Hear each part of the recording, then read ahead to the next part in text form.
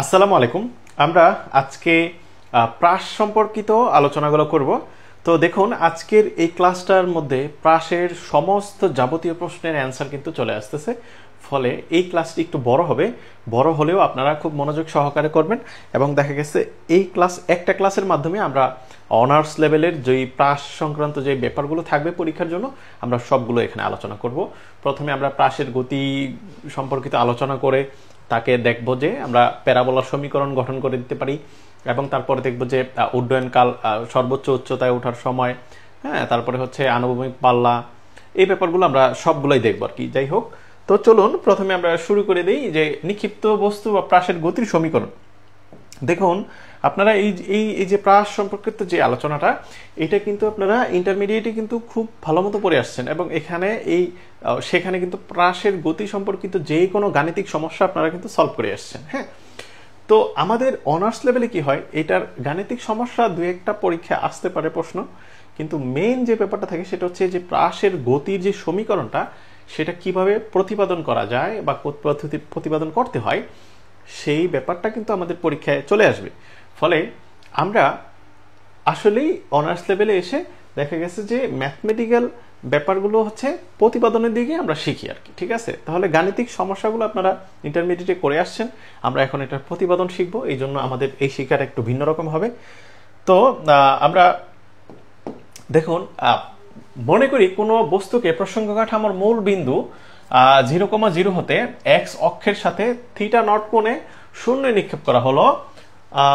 বস্তুর গতিপথ চিত্রে দেখানো হয়েছে। বস্তুটি ভি নট দ্রুতিতে নিক্ষেপ করা হলে, অর্থাৎ আদিবেগ ভি নট, এর আদিবেগের এক্স এবং ওয়াই উপাংশ যথাক্রমে। তার মানে এই যে এখানে একটা মূল প্রসঙ্গ কাঠামোর মূল বিন্দু, দেখুন এটা যদি হয় একটা প্রসঙ্গ কাঠামো, তাহলে এটা হচ্ছে তার মূল বিন্দু। আচ্ছা, আমি একটা কাজ করি, আমি বোর্ডে নিয়ে আসি। হ্যাঁ,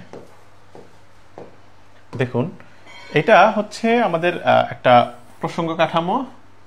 আমরা ধরে নিলাম এই প্রসঙ্গ কাঠামোর হচ্ছে এটা হচ্ছে মূল বিন্দুটা, সেটা কি হচ্ছে 0,0, অর্থাৎ এক্স ডিরেকশনও তার এই অবস্থাটা হচ্ছে 0, ওয়াই ডিরেকশনও 0। তাহলে এটা হচ্ছে এক্স ডিরেকশন আর এটা হচ্ছে কি তার ওয়াই ডিরেকশন। এই তো ব্যাপারটা। এখন দেখেন এখানে যে কথাটা বলতেছিল যে তাকে যদি এক্স অক্ষের সাথে থিটা নট কোণে শূন্যে নিক্ষেপ করা হয়, তাহলে এক্স অক্ষের সাথে কার সাথে, এক্স অক্ষের সাথে, এটা হচ্ছে এক্স অক্ষের সাথে, তার মানে ধরুন এইভাবে একটা প্রাসকে নিক্ষেপ করা হচ্ছে। হ্যাঁ, তাহলে তার মধ্যে যেই কোণটা সৃষ্টি হচ্ছে সেটা হচ্ছে থিটা নট। ওকে, তাহলে এই যে ঘটনাটা, এটা হচ্ছে একটা প্রাসের গতি। এখানে এইভাবে একটা বস্তু প্রজেক্টাইল হিসেবে দেখা গেছে যে তার গতির পথটা দেখা যাচ্ছে, এবং সেখানে এইটা হচ্ছে তার কোণ থিটা নট, এই জায়গায় থিটা নট কোণ উৎপন্ন করে। এখন দেখেন এই ব্যাপারটা কি হয়, এরকম আমাদের এখানে ব্যাখ্যাগুলো আছে। ঠিক আছে, তাহলে এই যে প্রাসের গতিটা, এই গতিটা কিন্তু ওয়াই এর দিকেও একটা গতি থাকবে এবং এক্স এর দিকেও একটা গতি থাকবে না। কারণ কি? কারণ দেখেন যে আমাদের বস্তুটা যখন আমরা উপরের দিকে নিক্ষেপ করি, তখন কিন্তু সে উপরের দিকেও যায় এবং এক্স এর দিকেও সামনের দিকে এগোয়। ব্যাপারটা খেয়াল করেন, আমি এটা ক্লিন করে নিই। প্রথমে ধরেন আমার কাছে এটা একটা হচ্ছে ক্রিকেট বল। হ্যাঁ, এটা হচ্ছে একটা ক্রিকেট বল, এটা একটা ক্রিকেট বল। এখন ক্রিকেট বলটাকে যদি আমরা একটু অ্যাঙ্গেল করে যদি এই দিকে নিক্ষেপ করি, তাহলে দেখা যাবে এই বলটা, সাপোজ যদি আমরা এই ক্রিকেট বলটাকে যদি আমরা মহাবিশ্বে বা মহাশূন্যে যদি আমরা নিক্ষেপ করতাম, ধরেন যেখানে গ্র্যাভিটেশনাল ফোর্স নাই, ওর উপরে কাজ করতেছে না, তখন কি করতো, ওকে যদি আমরা এই ডিরেকশন বরাবর নিক্ষেপ করতাম, তাহলে এই বরাবরই ও কিন্তু কি করতো, চলে যেত না। কিন্তু আমাদের পৃথিবীতে কি হয়, পৃথিবীতে দেখা গেছে এই ডিরেকশন বরাবর যদি আমরা কি করি, নিক্ষেপ করি, সে আসলে এই বলটা এইভাবে কাট করে এসে এইভাবে একটা আমাদের ভূমিতে পতিত হয় না, ধরলাম এইখানে পতিত হচ্ছে। এখন এইটা কেন হচ্ছে দেখেন, আমরা কি করলাম, তাকে এই দিক বরাবর ডিরেকশনে একটা নিক্ষেপ করলাম, কিন্তু আমার প্রত্যেকটা পয়েন্টে অভিকর্ষ ত্বরণ তাকে কি করতেছে, নিচের দিকে অভিকর্ষ ত্বরণ জি জি, মানে অভিকর্ষটা ওকে নিচের দিকে টানছে। তাহলে প্রত্যেকটা পয়েন্টে যেহেতু ওকে কি করতেছে, টানতেছে, ফলে এখানে অভিকর্ষ ত্বরণ জি কাজ করতেছে। আর মহাশূন্যের ক্ষেত্রে দেখা গেছে যেহেতু গ্র্যাভিটেশনাল ফোর্স নাই, ফলে ওর উপর কি করতেছে না, কোনো জি কাজ করতেছে না, জি কি করতেছে না, কাজ করতেছে না, ফলে ও একটা স্ট্রেট লাইন বরাবর সোজাসুজি চলেই যাবে। এটা হচ্ছে মহাশূন্যে। কিন্তু যখন আমাদের পৃথিবীতে এই বস্তুটার ঘটনাটাই আমরা যদি নিক্ষেপ করতাম, তাহলে ও কি কিন্তু কার্ভ করে এসে আবার ভূমিতে পতিত হতো। তাহলে এটার কারণ ছিল কি, প্রত্যেকটা পয়েন্টে কি আছে, অভিকর্ষ ত্বরণ জি কাজ করতেছে। এখন দেখেন অভিকর্ষ ত্বরণ জিটা কোন দিকে কাজ করতেছে, কেবল নিচের দিকেই, অর্থাৎ ভূমির দিকে কাজ করতেছে। এটা যদি হয় ভূমি, তাহলে কেবল ভূমির দিকেই কাজ করতেছে। ও কিন্তু অভিকর্ষ ত্বরণ কিন্তু এক্স ডিরেকশনে কাজ করে না, অর্থাৎ অভিকর্ষ ত্বরণ এই বরাবর কাজ করে না, ও কেবল ভূমির দিকে কাজ করতেছে। ঠিক আছে, তাহলে এবার চলুন দেখি আমাদের স্লাইডে কি আছে। এখন দুইটা উপাংশ, এখন এই যে আমাদের প্রাসের গতি সম্পর্কিত দুইটা উপাংশ আপনারা এগুলা ইন্টারমিডিয়েটে পড়ে আসছেন, এই জন্য আমি বললাম যে আপনারা জানেন যে এক্স ডিরেকশনে বরাবর যদি ভি এক্স নট আমরা নেই, তাহলে ভি নট কস থিটা হবে। কারণ আমরা জানি যে আনুভূমিক বরাবর হচ্ছে কস থিটা আর উলম্ব বরাবর কি সাইন থিটা। এই জন্য সেম একইভাবে উলম্ব বরাবর সাইন থিটা, এটা হচ্ছে ভি ওয়াই নট, মানে ভি বলতে হচ্ছে তার ভেলোসিটিটা, ওয়াই বলতে তার ওয়াই ডিরেকশনে, আর নট বলতে তার আদি ভেলোসিটিটা সেটা কোন দিকে, ওয়াই এর দিকে। ভি বলতে তার ভেলোসিটি, এক্স বলতে তার কি এক্স ডিরেকশনে কতটুক, আদি এক্স, অর্থাৎ তার আদি ভেলোসিটিটা এক্স ডিরেকশন বরাবর কত, সেইটা হচ্ছে V X naught V Y naught. ঠিক আছে, এটা নিয়ে মানে বেশি টেনশন করার কিছু নাই যে কি রে বাবা এখানে কি করতেছে, এক্স এর বি এর নিচে এক্স দিছে, আবার নট দিছে। তো যাই হোক, এটা হচ্ছে 1 নং সমীকরণ। দেখুন এটা হচ্ছে, আমি আবারও বলি, আনুভূমিক বরাবর সাথে অর্থাৎ অনুভূমিকের সাথে কি, এই যে এইটা যেহেতু থিটা না, এটা যেহেতু থিটা না, এটার সাথে হচ্ছে কি কস থিটা আসবে, আর এটা যেহেতু সাইন, এই যে উলম্ব বরাবর এইখানে আসবে কত, সাইন থিটা। তো যাই হোক, দুইটা উপাংশ তো ভাগ করে দিতে হবে, কারণ ওই এই যে খেয়াল করেন আমাদের এই যে এটা বস্তুটা, সে কিন্তু উপরের দিকেও যেতে চাচ্ছে এবং সামনের দিকেও আগাচ্ছে, ও কিন্তু উপরের দিকেও গেছে, সামনের দিকেও আগাচ্ছে। ফলে উপরের দিকে যাওয়া মানে হচ্ছে তার ওয়াই ডিরেকশন বরাবর সরণ বা বেগ, আর এক্স এর দিকে যাওয়া মানে তার এক্স এর দিকে সরণ বা ভেলোসিটি হিসাব করলে বেগ।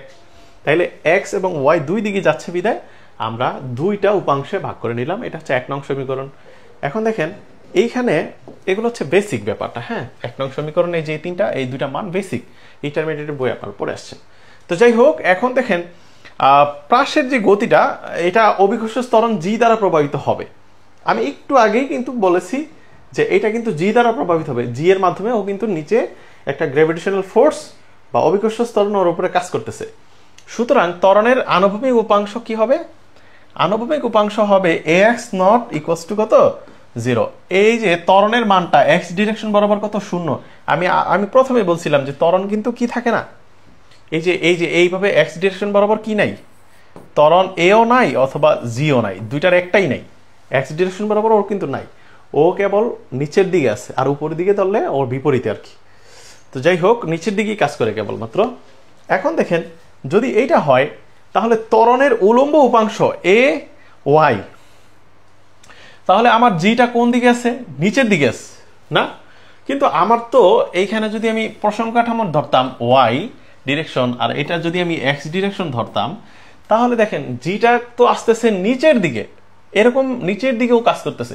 আমরা তো হিসাব করতেছি উপরের দিকে জি কত, ওয়াই ডিরেকশন বরাবর কত, মানে এটা যদি ভূমি হয় তাহলে এই ভূমি থেকে উপরে জি এর মান কত, কারণ ভূমি থেকে নিচের দিকে তো জি এর মান আমরা জানি, জি এর মান আমরা এই জানি যে অভিকর্ষ ত্বরণ জি, আর তাহলে উপরের দিকে কত, উপরের দিকে মাইনাস।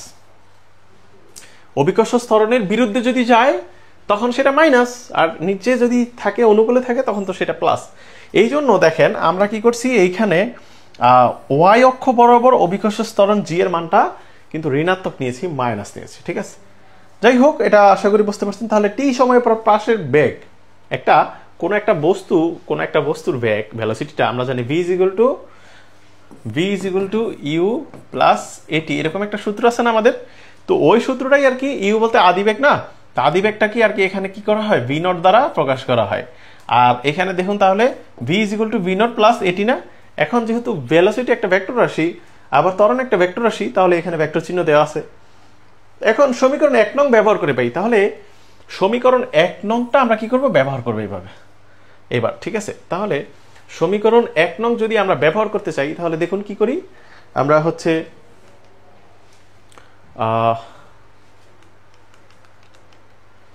সমীকরণ 1 নং যদি আমরা ব্যবহার করি, তাহলে 1 নং, হ্যাঁ, তাহলে দেখুন 1 নংটা আমরা কি করব, এই যে এখানে এই সমীকরণের মধ্যে আমরা 1 নংটা ব্যবহার করব, ঠিক আছে। তাহলে কিভাবে ব্যবহার করব, দেখুন আমাদের যেহেতু ভি এর মানটা আছে, এই যে ভি এর মানটা যেহেতু আমরা বের করব, আমাদের যেহেতু ভি নট এর মানটা আছে, ভি নট এর মান কত, যেহেতু এটা একটা ভেক্টর রাশি, দেখুন ভি নটটা কিভাবে আমরা বের করি, তাহলে V naught vector is equal to ultimately কি হবে জানেন, এটা হবে V X naught plus V Y naught, এটা হবে আই, এটা হবে জে, এটা হচ্ছে ভি নট এর মান, মানে ভেক্টরের মাধ্যমে যদি আমরা প্রকাশ করি, তাহলে এটা হবে এইরকম আর কি, ঠিক আছে। তো এখন দেখেন এটা যদি এইরকম হয়, সেম একইভাবে আমাদের হচ্ছে এই যে ত্বরণ এ আছে, এই এ ত্বরণটা আলটিমেটলি কি হবে, A X I plus A Y যে, এরকম হবে না, কারণ ওর প্রত্যেকটারই তো দুইটা উপাংশে বিভক্ত ওরা না, তাহলে যেহেতু প্রত্যেকটাই দুইটা উপাংশে বিভক্ত হয়ে যাচ্ছে, ফলে আমরা বলতে পারি কি, এইরকম যে ভি নট এর মানটা, এই যে ভি এর মানটা, এই যে এখানে ভি এর মানটা বাম পাশেরটা, এটা হচ্ছে V X I plus V Y J. তার মানে কি, ভি এর মানটা হচ্ছে এক্স এবং ওয়াই দুইটা ডিরেকশনই সেই উপাংশে বিভক্ত হয়ে যাচ্ছে, আর যেহেতু ভেক্টর রাশি আই জে আসবে, আর ভি নট এর মানটা যেটা আছে, এই যে ভি নটটা হচ্ছে X naught V X naught I plus V Y naught J, যেহেতু আই এবং যে দুইটা মানে উপাংশে আছে। আবার ত্বরণের ক্ষেত্রে একইভাবে ত্বরণটাও এক্স এর দিকে থাকবে, ওয়াই এর দিকে থাকবে। এখন যেহেতু ত্বরণের সাথে এটি যুক্ত আছে, হ্যাঁ, ফলে A X T I plus A Y T J, বুঝে গেল। তার মানে প্রত্যেকটা অংশ দুইটা করে উপাংশ বিভক্ত হয়ে যাচ্ছে এই সমীকরণটা। তাহলে আমি এই সমীকরণটা আবারও আপনাদেরকে একটু দেখাই, V equals to V not plus এটি, এই তো এটা ছিল না, এ ভি মানে হচ্ছে কত, ভি এক্স ডিরেকশনে তার ভেক্টর রাশি প্লাস ভি ওয়াই ডিরেকশনে তার ভেক্টর রাশি হলো। তারপরে হচ্ছে আমাদের ভি নটটা, এখানে তো সাদা দেখতে পারবেন না সম্ভবত, তাহলে আচ্ছা আমি ইকুয়াল চিহ্ন দিলাম, হ্যাঁ। তাহলে ভি নট মানে কি, ভি এক্স নট, সরি এখানে সম্ভবত ক্যাপ দিতে হবে না, V X naught I plus V Y naught J. তারপরে এই যে ত্বরণের টুক আছে না, প্লাস কি, প্লাস ত্বরণেরটা হবে কি, A X T I plus A Y T J, ঠিক আছে। তার মানে কি, এটা হচ্ছে বাম পাশের সমীকরণ, আর এই চারটা সমীকরণ হচ্ছে ডান পাশের। তাহলে এইবার দেখেন আমরা সেই কাজটাই করছি, বাম পাশে হচ্ছে দুইটা মান, আর ডান পাশে হচ্ছে এই দুইটা মানের বর্ধিত অংশ, মানে ভেক্টরটাকে আমরা কি করে দিলাম, প্রকাশ করে নিলাম।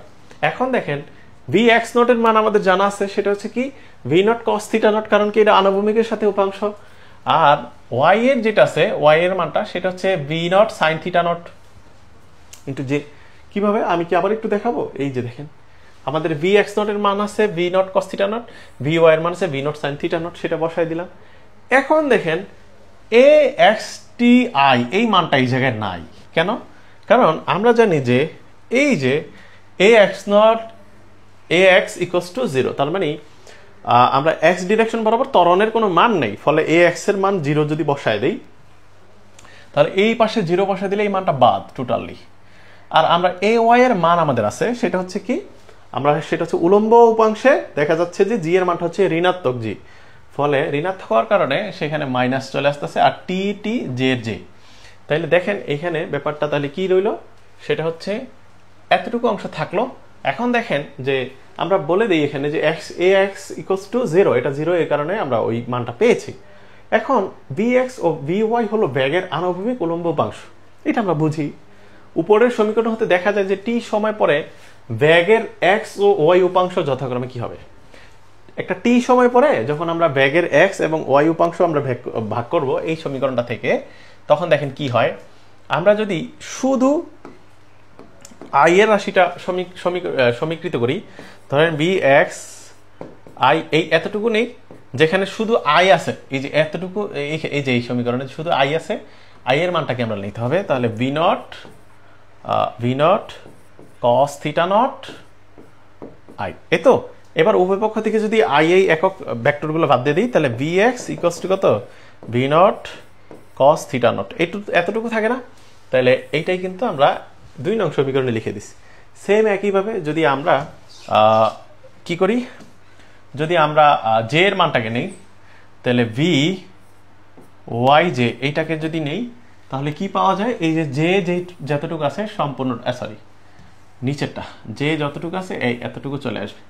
তাহলে কত, V naught sine theta not J minus GT J.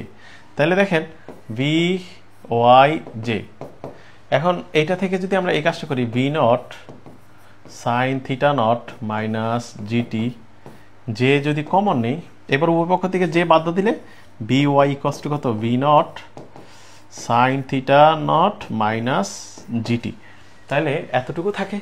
তাহলে V Y equals to V not sine theta naught minus GT, এটা হচ্ছে সমীকরণ 3। তাহলে 3 নং সমীকরণ পর্যন্ত আপনাদের কোনো সমস্যা থাকার কথা না। আমি আশা করি আপনারা এতটুকু বুঝতে পেরেছেন। এবার আমরা নিচের টুকুতে একটু দ্রুত যাব, কারণ আপনাদের এই বেসিকগুলা আমি আশা করি অলরেডি আছে। তো দেখুন 2 নং সমীকরণ হতে দেখা যায় যে ব্যাগের আনুভূমিক উপাংশ সময়ের সাথে সাথে কি থাকে, অপরিবর্তিত থাকে। ব্যাগের আনুভূমিক উপাংশ সময়ের সাথে সাথে কি থাকে, অপরিবর্তিত থাকে। কিভাবে দেখেন, আমরা বলতেছি যে 2 নং সমীকরণ, 2 নং সমীকরণ কোনটা, এই যে বাবা 2 নং সমীকরণটা এখানে আছে।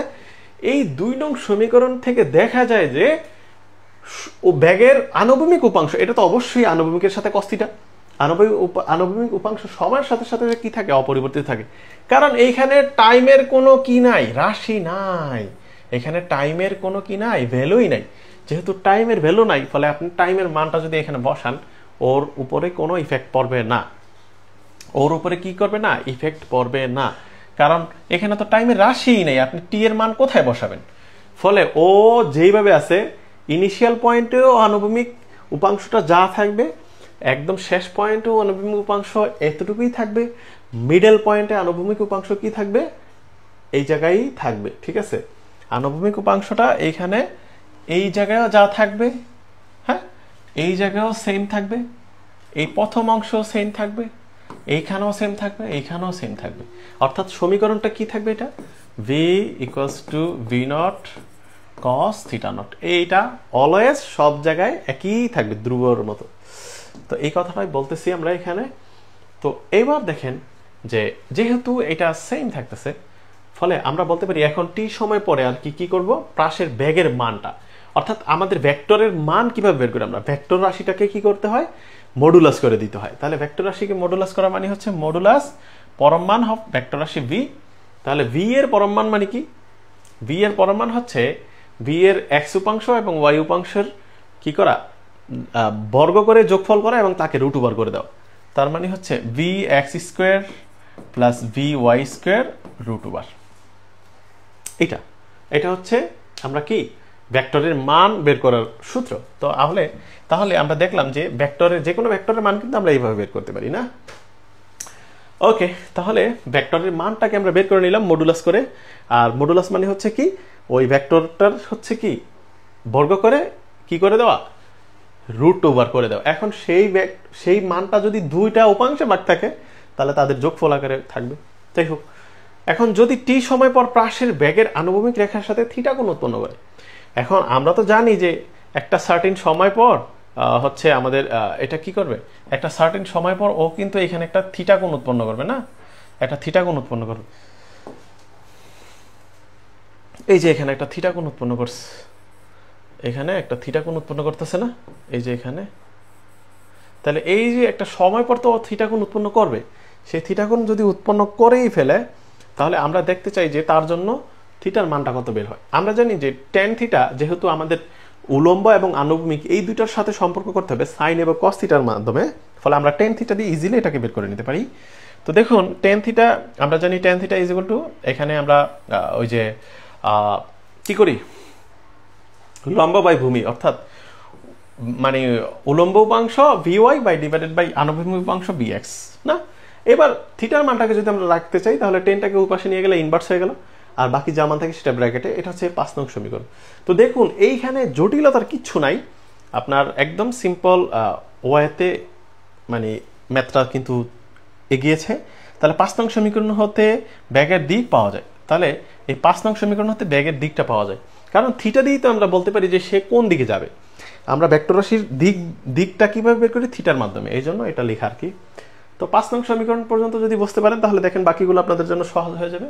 এখন টি সময় পরে প্রাসের অবস্থান যদি pxy বিন্দুতে হয়, প্রথমে আমরা কি করেছিলাম, আমরা হচ্ছে 0 0 বিন্দুতে খেয়াল করছিলাম। খেয়াল করেন এই যে আমাদের 0 0 বিন্দুতে। এইবার যদি এটা এই যে এখানে একটু চিত্রটা দেখে নিই, এখন প্রাসের ইটা যদি এই পাশে হয়, এই যে এই পয়েন্টটা এটা হচ্ছে p ইন্টু এক্স ওয়াই বিন্দু, ঠিক আছে। এখন মিডল পয়েন্ট আমরা প্রাসের ব্যাপারটা একটু দেখতে চাই, ফলে আমরা একটা সিদ্ধান্ত আসতে পারবো এই কারণে। তো সেই বিন্দুতে হলে দেখা যায় যে তার জন্য যে সমীকরণটা দাঁড়াবে সেই সমীকরণটা আপনারা পরিচিত, দেখেন r is equal to r naught plus V naught T plus half a T square সমীকরণ হতে পায়। এই সমীকরণ কিন্তু আপনারা অলরেডি প্রমাণ কিন্তু এটা জানেন, এটা প্রতিপাদন কিভাবে করতে হয়, ঠিক আছে। এবং এইরকম ক্লাস কিন্তু আমাদের করানো আছে অলরেডি, আপনারা সেগুলো দেখে নেবেন। তো এই সমীকরণ হতে পাই, এই সমীকরণটা ব্যবহার করতে হবে। দেখেন এই সমীকরণটা যদি আমরা ব্যবহার করি তাহলে আর ভেক্টরটা কি, আর ভেক্টর মানে কি হচ্ছে আর xi প্লাস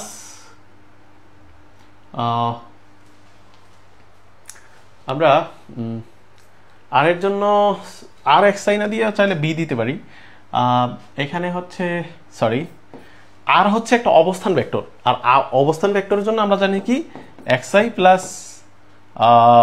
yj, এটা হচ্ছে আর এর মানটা, ঠিক আছে। তো সেই মানটাই আমরা বসেছি xi প্লাস yj, এবং সেটা যদি আর নট হয়, যদি আর নট হয় তাহলে x নট y নট হয়ে যাবে, তাহলে x নট y নট হয়ে গেল, ঠিক আছে। এরপর হচ্ছে v not into T, V naught এর মানটা কত আছে আমরা জানি, ভি নট মানে কি, ভি নট মানে হচ্ছে vx not i plus vy not j, এই তো দুইটা মান। তাহলে vx not j i plus vy not j, এই দুইটা মান কিন্তু আমরা বসাইছি। দেখেন এখানে যেহেতু v এর সাথে একটা টি গুণ আকারে আছে, ফলে v যেই জায়গায় vy নট যেটা বসতেছে সেটা হচ্ছে আমাদের টি চলে আসতেছে, আর সরি এখানে এই যে vx নট ti, এটা হচ্ছে এই যে প্রথমটা যেহেতু টি গুণাকারে থাকবে ফলে একটা টি, আবার এই জায়গায় একটা টি থাকবে, আবার vy নট টি জেটার জন্য জে উপাংশের জন্য জে। আর পিছনে আমাদের কি আছে, আমাদের আছে এখানে হাফ a টি স্কয়ার, তাহলে হাফ তো হাফ বসলো। আমরা জানি ত্বরণ a মানে কি, আমরা জানি ত্বরণ a হচ্ছে, এটা যদি সিম্পল ভেক্টর ত্বরণ a হয় তাহলে ax i plus ay j, এই তো তাকে ভেক্টর দুইটা উপাংশে ভাগ করে নিল আর কি। তো এবার দেখেন যে আমাদের ব্যাপারটা এখানে কি থাকে, সেটা হচ্ছে যে আমাদের এখানে যেহেতু টি স্কোয়ার আছে তাহলে প্রত্যেকটার সাথে কি আসবে, টি স্কোয়ার চলে আসবে, একটা করে টি স্কোয়ার চলে আসবে, ঠিক আছে। আর হাফ যেহেতু তাদের সামনে ছিল ফলে এখানেও একটা হাফ আসবে, এখানেও একটা হাফ আসবে, এই তো।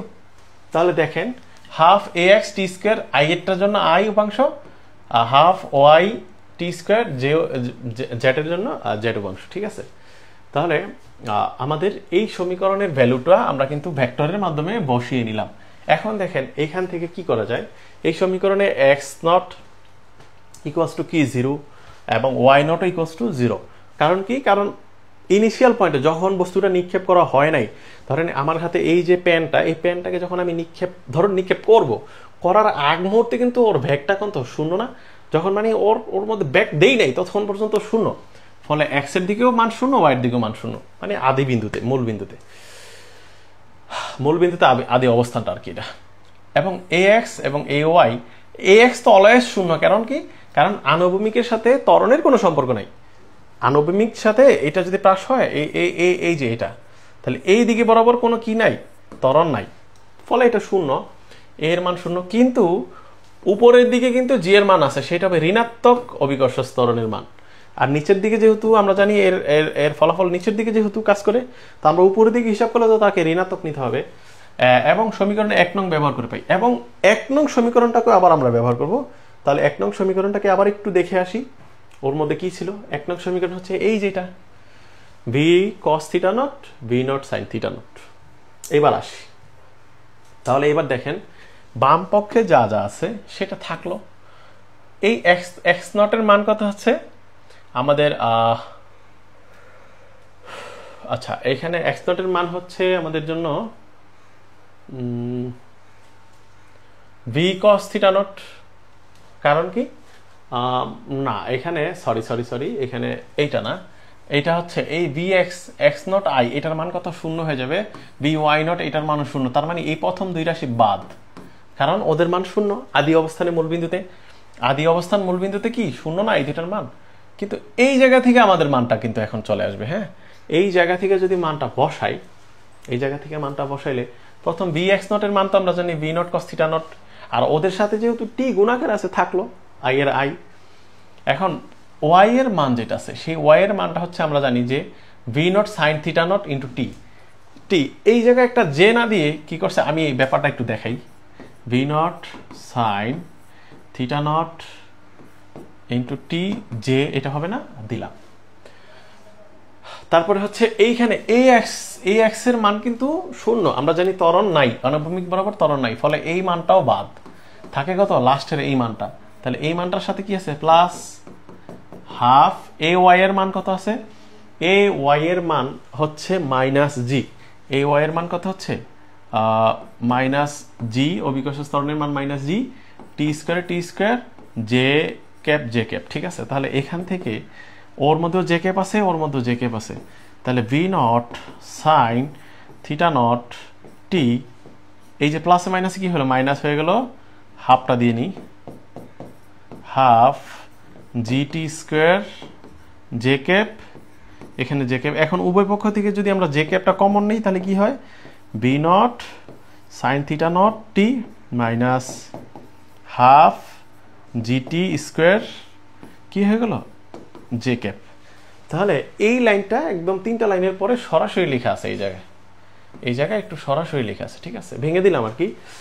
এখন দেখেন, অতএব টি সময় পর প্রাসের অবস্থান ভেক্টর আর এর আনুভূমিক উপাংশ যথাক্রমে কি হবে, এটা হচ্ছে এক্স এর দিকে হবে কি V not cos theta not T, Y এর দিকে এই যে কি হবে V not sine theta naught minus GT. কিভাবে হলো এটা দেখেন, আমরা এই সমীকরণ থেকে কি করব, এই যে আই এর জন্য কি করব, আমরা আই এর উপাংশটা নিব।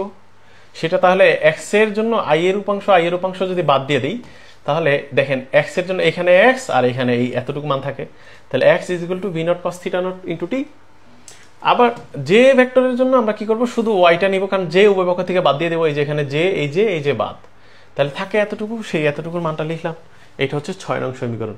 আমাদের এই 6 নং সমীকরণটাই হচ্ছে আমাদের মূল যেই অংশ।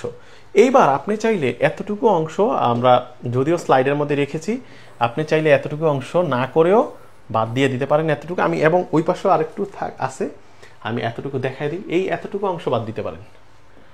তার মানে আপনি 7 এবং 8 নং সমীকরণের অংশটুকু চাইলে বাদ দিতে পারেন, এটা আপনার ইচ্ছা। যদি বাদ না দেন তাও সমস্যা নাই, আর বাদ দিলেও সমস্যা নাই। ঠিক আছে, তার মানে আপনি এই যে এই অংশটুকু, এই 2 লাইন আর এই 3 লাইন যদি আপনি বাদ দেন তাহলেও সমস্যা নেই। ওকে, তাহলে আমি ধরে নিলাম যে এতটুকু আপনি বাদ দিতে পারেন। আর আমি চাইলে বুঝতে পারেন, দেখেন যেহেতু আমাদের এই যে আরটা, এই আর এর ভেক্টরের মানে মানটা বের করতে চাইলে কিভাবে, মডুলাস দিয়ে root over X square plus Y square আমরা জানি, এবং তার থিটাটা বের করতে হলে টেন সমান সমান ওয়াই বাই এক্স, কারণ লম্ব বাই ভূমি, সেখান থেকে আলফার মানটা বের করা যায়, এটা আর কি আমরা জানি। তো দেখুন এইবার যে পুনরায় যে কথাটা, যদি আপনি এই 5টা লাইন বাদ দেন উপরের, তাহলে পুনরায় লেখাটা আর লিখবেন না, আর যদি না বাদ দেন তাহলে লিখবেন। তাহলে আমি ধরে নিলাম আপনারা বাদ দিবেন। তাহলে প্রাসের গতির পথের সমীকরণ নির্ণয়ের জন্য 6 নং সমীকরণ দ্বয় হতে টি অপসারণ করে পাই। 6 নং সমীকরণ থেকে টি অপসারণ করব কিভাবে, এই যে এইখানে একটা টি আছে, এখানে একটা টি আছে, এখানে একটা টি স্কোয়ার আছে। এই টি দ্বয়কে যদি অপসারণ করে দিই তাহলে 6 নং সমীকরণ থেকে আমরা কি বের করতে পারি দেখুন। এখন টিটাকে তো অপসারণ বললেই হবে না, আমি যদি বলি টিটাকে অপসারণ করে দিলাম, এটা কি হলো? একটা ম্যাথমেটিক্যাল টুল থেকে তো আমরা চাইলে যে কোনো সময় অপসারণ করে দিতে পারি না, আমাদের লজিক খাটাতে হবে এখানে। লজিকটা কি দেখেন, এখানে এক্স ইকুয়ালস টু কত আছে, V not cos theta not into T, এটা আছে না? এখান থেকে যদি আমি টি এর মানটাকে বের করি তাহলে টি ইকুয়ালস টু কত, X divided by V not cos theta naught. তাহলে অর্থাৎ টি এর মানটা আমরা এটা এখানে যেটা অপসারণ লিখছে না, এটাকে এইভাবে লিখলে সুন্দর হতো যে 6 নং নির্ণয় সমীকরণ গতিপথ নির্ণয়ের জন্য 6 নং সমীকরণ দ্বয় হতে টি অপসারণ করে না পেয়ে লিখতে পারি যে আমাদের এখানে হ্যাঁ 6 নং সমীকরণ থেকে টি এর মান এখানে বসায় পাই, এটা আমরা লিখলে সুন্দর হইতো। তো যাই হোক, ওইটাও দরকার নাই, যেভাবে লিখছে এইভাবেও হয়ে গেছে। যে অপসারণ করা মানে হচ্ছে টিটাকে আমরা রাখতে চাই না, টি এর ফরম্যাটটাকে আমরা ট্রান্সফর্ম করে অন্য একটা ফরম্যাট হিসাবে এখানে ব্যবহার করতে চাই। তাহলে সেটা হচ্ছে X divided by V not cos theta naught আমরা দেখলাম। কিন্তু পিছনের যেটা আছে এই যেটা, এইটা থেকে আবার কিভাবে টি এর মানটাকে বের করবো দেখুন। এইখান থেকে টি এর মানটা বের করার জন্য আমাদের হচ্ছে প্রথমে টিটাকে কমন নিতে হবে এই জায়গায়। তাহলে Y equals to V not sine theta not, টিটাকে কমন নিলাম তাহলে minus half G T square না, ওই জিটিটা কিন্তু আপনি আর এইখানে তো টিটাকে আপনি কোনোভাবেই তো তাড়াতে পারবেন না, ওইটা থাকবে। তো এখন টি এর মানটাকে যদি আমরা বের করি তাহলে টি ইকুয়ালস টু কত, ওয়াই ডিভাইডেড বাই কত, V naught sine theta naught minus half gt, এইতটুকু জিটি কিন্তু আবার থাকবে, ঠিক আছে? তো সেই কাজটাই এখানে করা হয়েছে, দেখুন আমরা দেখাই দিই। তো এখন দেখেন, তো এইবার আমরা সেই কাজটাই করলাম যে টি এর মানটাকে সরি এখানে এই যে মানটাকে একটু আগে বের করলাম, এখান থেকে আমরা হচ্ছে কি করতেছি যে সরি আমি একটা মিস্টেক করছি। এখানে দরকার নেই আমাদের 6 নং সমীকরণের এই পার্টটুকুতে কোনোভাবেই হাত দেওয়ার দরকার নেই, আমরা এটাকে ধরবো না, ঠিক আছে? আমরা তাহলে কি করব, আমরা হচ্ছে এইটা নিয়ে কাজ করব, ঠিক আছে? এটা নিয়ে কাজ করব। তাহলে খেয়াল করুন, এই মানটাই তো আমরা বারবার বসে দিতেছি, আমি খেয়াল করি না এই ব্যাপারটা। তো এটা তো সহজ আরো, তাহলে এই অংশটুকু যেরকম এটা তো সেম, অর্থাৎ টি এর জায়গায় যদি আমরা এই টি এর ভ্যালুটা বসায় দিই তাহলে কিন্তু অটোমেটিক আর কোনো টি এর রাশি থাকে না। ফলে দেখা যাচ্ছে যে এখান থেকে কি হয়, এই V naught sine theta not, দেখেন এইখান থেকে এই V naught sine theta, V naught কাটা, আর সাইন থিটা কস থিটা এটা কাটা না, এটা হচ্ছে টেন থিটা হয়ে গেল, টেন থিটা, ঠিক আছে? আর এক্সটা যেহেতু গুণাকার আছে এটা হচ্ছে টেন থিটার সামনে বসে গেল, ঠিক আছে? প্রথম মানে এতটুকুর জন্য আমি এতটুকু লিখে এলাম, সাইন আর কসের জন্য 10, থিটা নট ভি নট কাটা, উপরে এক্স ছিল এটা গুণাকারে বসে গেছে। এইবার দেখেন আমাদের হচ্ছে এই জি আর এক্স এর সাথে আগে প্রথমে স্কোয়ারটা দিয়ে দিলাম, তাহলে এক্স স্কোয়ার। এখন জি যেহেতু গুণাকার আছে ফলে ওকে উপরে দিলাম, ঠিক আছে? জি আর মাইনাসের মাইনাস হাফ মানে হচ্ছে 2, 1/2, তাহলে 2টা যেহেতু নিচে আছে ফলে নিচের রাশির সাথে গুণ, কিন্তু এই নিচের রাশির উপরে কিন্তু আবার সবার উপরে একটা স্কোয়ার ছিল, তাহলে V naught square cos theta not cos square theta not দিতে হবে। তাহলে V naught square cos square theta not দেওয়ার পরে তার সাথে আবার 2 গুণ করে আসে। তাহলে দেখেন এইবার হচ্ছে এই রাশি থেকে আমরা এই রাশিটা পাই, ঠিক আছে? এতটুকু পাওয়ার পরে আমাদের যেহেতু দুইটা রাশি আছে, এই এতটুকুকে আমরা একটা মান ধরবো, এতটুকুকে আমরা আরেকটা ভ্যালু ধরে আমরা এটা হিসাব করে দেই। এখন টেন থিটা সমান সমান যদি এ ধরি, আর যদি minus G divided by 2 V naught square cos square theta naught সমান সমান বি বসাই, তাহলে ওয়াই লিখলাম, ওয়াই ইকুয়ালস টু এক্স এর জায়গায় এক্স থাকলো, আর এই টেন থিটা নটের জায়গায় এ যেহেতু ধরছিলাম এটা বসাইলাম, আর এই এতটুকুর জায়গায় যেহেতু ভি ধরছিলাম মাইনাসের, এই মাইনাস সহ, ফলে আমি ভি বসাই দিলাম, কারণ মাইনাস সহই ভি ধরছি, এই জন্য ভি এর সামনে কিন্তু প্লাস চলে আসতেছে, ঠিক আছে? আপনারা আবার এটা ভুল করেন না। আর ভি এক্স স্কোয়ার, তাহলে এই যে Y equals to X plus B X square, এটা হচ্ছে একটা প্যারাবোলার সমীকরণ, যা একটি প্যারাবোলা, সুতরাং বলা যায় যে মুক্তভাবে শূন্যে নিক্ষিপ্ত বস্তুর গতি একটি অধিবৃত্ত না। এখানে আপনারা অবশ্যই অধিবৃত্ত লিখবেন না, আপনারা প্যারাবোলাই লিখবেন, হ্যাঁ, প্যারাবোলা, ঠিক আছে? প্যারাবোলা লিখবেন। তাহলে যদি বলে যে দেখাও যে পাশের গতি একটি প্যারাবোলা, তাহলে আপনাদের এতটুকু পর্যন্ত প্রমাণ করে আসতে হবে, ঠিক আছে? এরপরে যদি বলা হয় পাশের গতি হচ্ছে সর্বোচ্চ উচ্চতা ওঠার সময় নির্ণয় করো, হ্যাঁ, তখন আপনাদের অতটুকু তো করতে হবে। করার পরে আপনি হচ্ছে এইখান থেকে লিখবেন যে v0 ব্যাগে আনুভূমিকের সাথে থিটা কোণে শূন্যে নিক্ষিপ্ত বস্তুর সর্বোচ্চ উচ্চতায় ব্যাগের উলম্ব উপাংশ যদি হয় vy = 0, কারণ আমার হচ্ছে সর্বোচ্চ উচ্চতা ওঠার দরকার। আমার হচ্ছে এটা প্রাস না, এই প্রাস না, তাহলে এই প্রাসটা আমি যদি সর্বোচ্চ উচ্চতায় উঠতে চাই, সর্বোচ্চ কত উচ্চতা, তার মানে এটা হচ্ছে ম্যাক্সিমাম উচ্চতা না।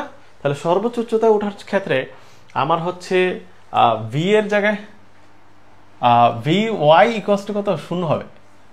vy = কত, 0 হবে। তাহলে দেখুন এখান থেকে সর্বোচ্চ উচ্চতা উঠতে t max সময় লাগে, তাহলে vy = সমীকরণ অনুসারে পাই। এই সমীকরণটা কোথায় পেলাম? এই সমীকরণটা হচ্ছে এখান থেকে পেলাম, এই যেটা 6 নং সমীকরণটা কই যে, এই যে এখানে, ঠিক আছে, এই যে সমীকরণটা 6 নং সমীকরণ থেকে। তাহলে 6 নং সমীকরণ থেকে আমরা পেয়ে গেলাম। তো দেখুন এখানে হচ্ছে 6 নং সমীকরণে যদিও হাফ আছে, এখানে হাফটা দেয়া নেই। তো আমরা দেখি যে সর্বোচ্চ উচ্চতায় উঠতে tm সময় লাগলে তাহলে vy = v0 sin θ0 minus gt। তো এখানে আমি একটু চেক করে দেখি আমার বইটাতে এখানে কি টাইপিং মিস্টেক হলো কিনা। তো দুঃখিত, আপনাদের একটু বিরক্ত করে দিলাম, কারণ এইখানে ব্যাপারগুলো হচ্ছে এরকম যে আমাদের অনেক সময় টাইপিং মিস্টেক থাকতে পারে। আচ্ছা, এখানে হাফ নাই, যেহেতু সর্বোচ্চ উচ্চতায় উঠতে হবে, ফলে আমাদের এখানে কিন্তু হাফ নাই। তো যাই হোক, টাইপিং মিস্টেক মনে করছিলাম না। তো এখন দেখেন এইখানে মানগুলো জাস্ট বসাই দিলেই হয়ে যায়।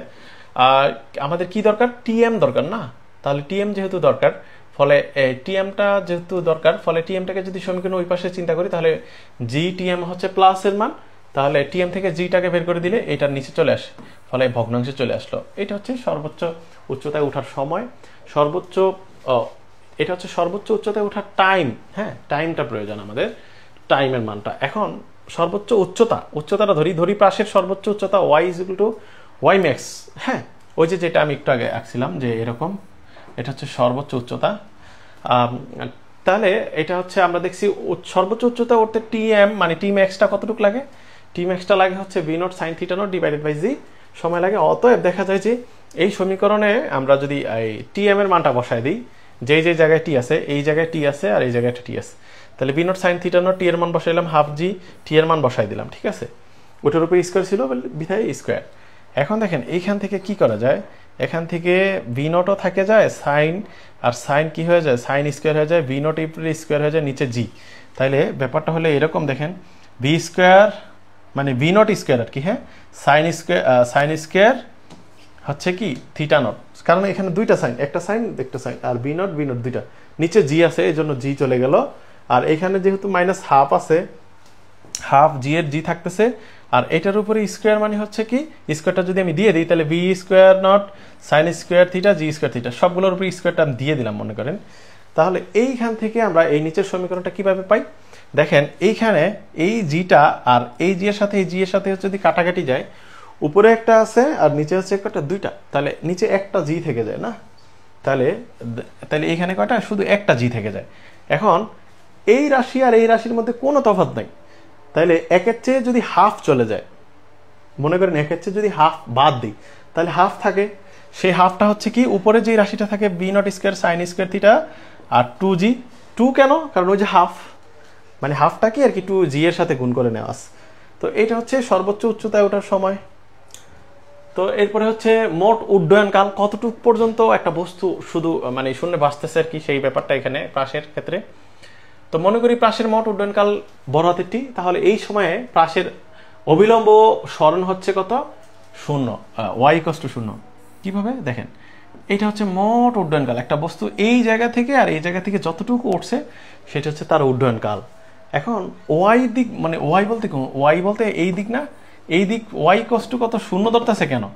কারণ আমরা জানি সরণ মানে কি, বস্তু যেই ধরেন একটা বস্তু, এই বস্তুটা এই অবস্থান থেকে যাত্রা শুরু করে যদি আবার এই অবস্থানেই ফিরে আসে, এটার স্মরণ কত? স্মরণ s ইকুয়াল টু কত? 0 না? তাহলে খেয়াল করেন, একটা বস্তু আকাশের উপরে উঠতেছে, এতটুকু উঠছে, তারপর আবার সেই ভূমিতেই 0 পয়েন্টে চলে আসছে না? অর্থাৎ এই যে একটা বস্তু আকাশে উঠছে আবার সেই ভূমিতে চলে আসছে, তা ওয়াইয়ের দিকে তো ওর স্মরণই নাই। তাহলে ওয়াইয়ের দিকে যেহেতু স্মরণ নেই, 0, সুতরাং আমরা Y equals to a sin এই সূত্রটা ইউজ করতে পারি। তাহলে এইটার ডান পক্ষ ওয়াইয়ের জায়গায় আমরা 0 দিয়ে দিলাম, আর বাকি বাম এই যে এই পাশে যা আছে তা থাকলো, ঠিক আছে? তাহলে এখন দেখেন এখান থেকে টি বড় হাতের টি, দুইটা টি, তাহলে একটা টি যদি আমি কমন নেই আর বাকি যা থাকে সেটা তো ভিতরে আছে, এখানে শুধু একটা সিঙ্গেল টি থাকবে ইকুয়ালস টু 0। এখন দেখেন এইখান থেকে আমরা এই লাইনটা লিখা আছে, যদিও এইটাই একাডেমিক পদ্ধতি, বাট অনেকেই বোঝে না স্টুডেন্ট, আমরা তাদেরকে এভাবে বুঝাই। এই টিটা যদি ওই পাশে নিয়ে যাই, শূন্যর সাথে ভগ্নাংশ হয়ে কি হয়ে গেল? বাদ হয়ে গেল, থাকে শুধু ভিতরের এই ব্র্যাকেটের অংশটুকু, এইটা সমান সমান 0। আর এখান থেকে যদি বড় হাতের টিটাকে আমরা বের করে নিতে চাই, তখন দেখা যাবে এরকম সমীকরণটা, তখন এই সমীকরণটা এরকম হবে, হাফ জিটি ইকুয়ালস টু কত? v0 sin থিটা নট, ঠিক আছে? কারণ কি? কারণ এই হাফটা মাইনাস হাফটা যদি সমীকরণ ওই পাশে নিয়ে যাই প্লাস হয়ে যায়, তখন সমীকরণটা ঘুরাই দিলাম মনে করে। তো এখন এই হাফ জিটা যদি আমরা এই সমীকরণ ওই পাশে নিয়ে যাই, তাহলে যেহেতু 2 নিচে আছে, ওইটা উপরে চলে আসবে, 2v0 sin থিটা নট, আর জিটা যেহেতু গুণ আছে এটা নিচে চলে আসবে, ঠিক আছে? তাহলে দেখেন এই জন্য 11 নং সমীকরণটা হচ্ছে এইরকম ভাবে আমাদের সামনে চলে আসতেছে। এটা হচ্ছে মোট উড্ডয়নকাল। তারপরে হচ্ছে আনুভূমিক পাল্লা। আনুভূমিক পাল্লা হচ্ছে তার রেঞ্জটা, এটা হচ্ছে তার প্রাস। তাহলে প্রাসটা এই জায়গায় থামছে, অর্থাৎ এই এ পয়েন্ট থেকে এই বি পয়েন্টে যদি থামে, তাহলে এই এ থেকে বি পয়েন্টের দূরত্ব, এটাই হচ্ছে তার আনুভূমিক পাল্লাটা আর কি, ঠিক আছে? তো শূন্যে নিক্ষিপ্ত বস্তুর মোট আনুভূমিক সরণকে আনুভূমিক পাল্লা বলে, একে আর দ্বারা প্রকাশ করা হয়, অর্থাৎ রেঞ্জ। তাহলে প্রাসের মোট উড্ডয়নকাল যদি ক্যাপিটাল টি একটু আগে যেটা বের করলাম, 2v0 sin theta naught by g, সময়ের আনুভূমিক সরণই হবে পাল্লা আর, অতএব x ইকুয়ালস টু কত? ওই যে v0 cos theta not into t সমীকরণ অনুসারে আমরা বের করব। তাহলে x এর মানটা যদি আমরা আর বসাই আর কি, এবং টি এর মানটা যেটা টাইম, সেটাকে যদি আমরা মোট উড্ডয়নকাল দিই, কারণ আমরা এই আনুভূমিক পাল্লাটা তখনই পাবো যতক্ষণ পর্যন্ত বস্তুটা কিন্তু কি করতেছে, শূন্যে বেশে থাকবে, ততক্ষণ পর্যন্ত আনুভূমিক পাল্লার মান বাড়তে থাকবে। কিন্তু যখনই ও হিট করবে, তখনই কিন্তু আর আনুভূমিক পাল্লার মান ওইখানে স্টপ। ফলে মোট উড্ডয়নকাল টিটাকে আমার কিন্তু প্রয়োজন আছে, ঠিক আছে? তাহলে এই জন্য উড্ডয়নকাল টি এর সমীকরণ আমাদের দরকার। তাহলে আমরা জানি এই যে সমীকরণ যেটা আছে, এই সমীকরণ থেকে তাহলে x এর জায়গায় আমরা কি বসাবো? এই সমীকরণে x এর জায়গায় কত? আমার হচ্ছে আর, ঠিক আছে? কারণ এইটা কি সমীকরণ, এইটা যদি আপনারা না বোঝেন আমি দেখাই দেই। s ইকুয়াল টু কত? vt একটা সূত্র আছে না, এই s এর জায়গায় x লেখা আছে, আর v মানে আমরা তো জানি আনুভূমিক ভাবে বেগের উপাংশ v0 cos থিটা নট, এটা cos থিটা নট, হ্যাঁ? আর আমরা জানি এই যে সমীকরণের টি এর জায়গায় টি আছে, তাহলে এই s ইকুয়াল টু vt সূত্রটা কিন্তু এটা লেখা, অনেকে এটা হয়তো বুঝতে নাও পারতে, আমি দেখাই দিলাম আর কি। তো এইবার x এর জায়গায় r লিখলাম, এই যে x এর জায়গায় r লিখলাম r, হ্যাঁ? তাহলে v0 cos থিটা নট থাকলো। টি এর জায়গায় আমরা কিন্তু জানি এই যে এখন কি বসাবো? মোট উড্ডয়নকাল। হ্যাঁ, এই জায়গায় কিন্তু আমাদের হচ্ছে সর্বাধিক সময়, সর্বাধিক সময় বা সর্বাধিক উচ্চতায় ওঠার সময় সেটা না, আমাদের এটা হচ্ছে উড্ডয়নকাল, সে কতটুকু উঠতেছে, মানে শূন্যে নিক্ষিপ্ত বাঁচতেছে, সেই সময়টা লাগবে। কারণ আমি বলছি যতক্ষণ পর্যন্ত শূন্য থাকবে ততক্ষণ পর্যন্তই আনুভূমিক পাল্লাটা কাজ করবে। কারণ যখনই মানে হিট করবে ভূমি, তখনই আনুভূমিক পাল্লা শেষ, ওই জায়গাটুকুই তার ফিক্সড। এখন বস্তুটা যদি এই জায়গায় থাকে, আমি কিন্তু এই জায়গায় আনুভূমিক পাল্লা নিতে পারবো না, কারণ ও আরো যাবে ওই পাশে কিন্তু না। আচ্ছা, তো দেখুন এটা হচ্ছে টি এর মানটা, তাহলে কি বসাবো? টি এর মানটা হচ্ছে 2v0 sin theta naught divided by g, এই তো। এখন দেখেন আমরা একটা সূত্র জানি, সেটা হচ্ছে কত? 2 sin থিটা ইকুয়ালস টু কত? 2 sin theta is equal two হচ্ছে এরকম 2 cos theta, sorry 2 sin theta cos theta, ঠিক আছে? আমাদের এরকম একটা সূত্র আছে,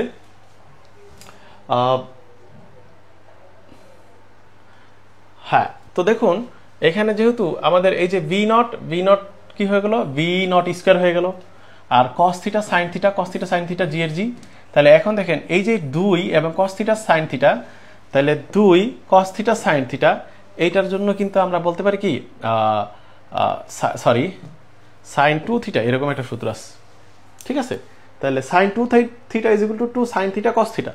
তাহলে এই এতটুকু জন্য আমরা কি করতে পারি, সাইন 2 থিটা নট, মানে যেহেতু থিটার সাথে নট আছে এটা বসে দিতে পারি, আর ভি নট স্কোয়ার মান তো ভি নট স্কোয়ার, নিচের জি এর জি। তাহলে এতটুকুই হচ্ছে আমাদের আনুভূমিক পাল্লা। তো দেখুন এটা একটা বড় প্রশ্ন ছিল, আমি আশা করি আপনারা বুঝতে পারছেন। তো এটা ভালো মতো পড়লে আপনাদের প্রাস সম্পর্কিত সকল প্রশ্নের অ্যান্সার এটার মধ্যে চলে আসলো, শেষ হয়ে গেল। তাহলে সবাই ভালো থাকেন, সুস্থ থাকেন, পরবর্তীতে আবারও আপনাদের সাথে দেখা হবে। আল্লাহ হাফেজ।